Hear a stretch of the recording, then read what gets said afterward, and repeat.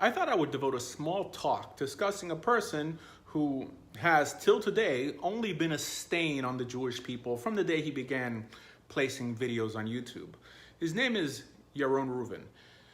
And being that he has devoted hours defaming and ridiculing those who he only slightly disagrees with, and of course not having the decency and allowing them to respond in a formal manner, I thought I'd give Mr. Rueven a bit of his own medicine for a change. And I dedicate this shiur to Reb Dror, to Reb Manis Friedman, Dennis Prager, Ben Shapiro, and all the decent people that he has stepped on, all in the pursuit of fame.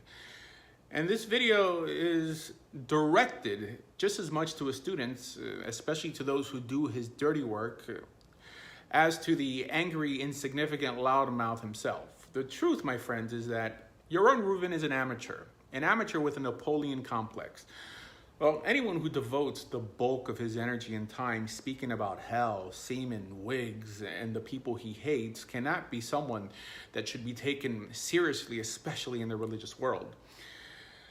Now, what should Yaron do to improve? Friends, look, the average rabbi understands that other rabbis will disagree on hashkafic issues, which is why we don't see other rabbis fomenting hatred among other religious Jews like Yaron does, because they know that what solidifies them as kosher Jews is whether they believe in Torah Shebiktav and Torah Shebal Peh, and the rest we can discuss. However, only a fool would begin a complete smear campaign because he doesn't agree with certain chidushim. And if he is convinced that these rabbis pose an existential threat, then why doesn't he just talk it out then? I think that would be more effective, right? A more effective strategy than just calling people names. I mean, perhaps he can't defend himself, which has also led me to realize that perhaps Yaron Rueven doesn't really know how Judaism functions. I mean, does Yaron not know the difference between halacha and hashkafa and what's binding and what's not? I mean, I know his students don't, and his students are a splitting image of the little angry Yaron. Honestly, have you ever heard so many non-Jews and Baal Teshuvas accusing seasoned rabbis of heresy and condemning them to Gehinnom? I mean, have you ever? Well, know that Yaron gave birth to this. I mean, people who don't know anything about Judaism having the hubris to confront a rabbi and call him a heretic just because they heard Yaron do so. Have you ever wondered why you have never seen someone like this in the Jewish world before? I mean, there are thousands of rabbis. Why is it that we have never heard of anyone creating a blacklist of unkosher rabbis or stating that you are only allowed to learn Judaism from who they say, right? Or see rabbis calling any other rabbi who they happen to disagree with heretics, or use the word Gehinnom like it's going out of style. This is something you should really ask yourself. Now, cult leaders do this all the time. This is very prevalent in the world. And yes, Yaron is the closest thing we have to a cult leader. But the truth is that Yaron is religious, maybe 10 years? I mean, he never learned in yeshiva, never had a dialogue with anyone else to publicly validate what he knows or doesn't know, and only surrounds himself with non-Jews and Baal Teshuvas.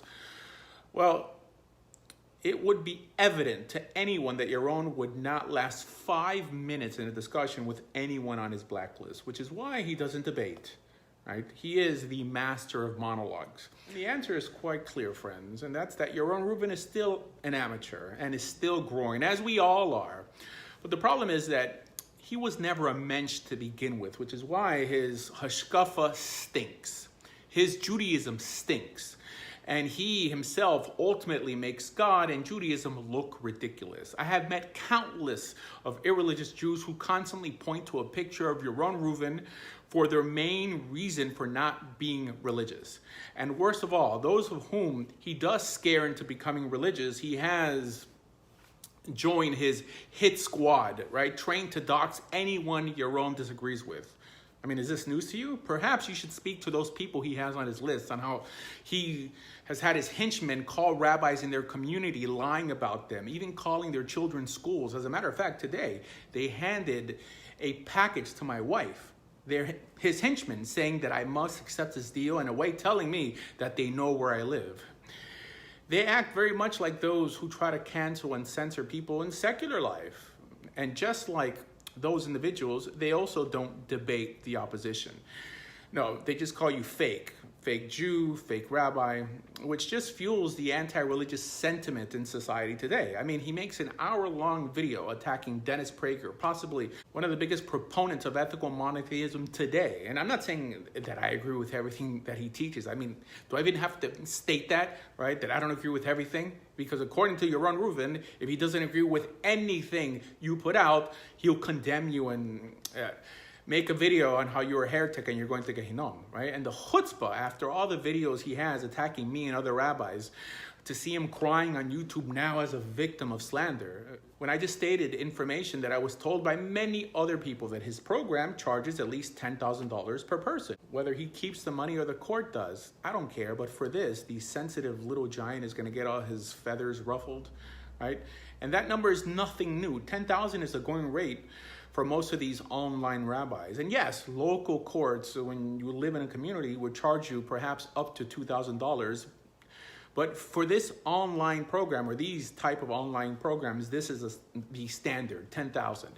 And as someone who has dealt with converts and conversions probably more than the average rabbi, this is something I know for a fact. And friends, what a silly way to prove your innocence that you're not charging that amount by having me bring a bank statement that no money was transferred into his account. I mean, how about just telling us how much you charge? That would end the issue, don't you think?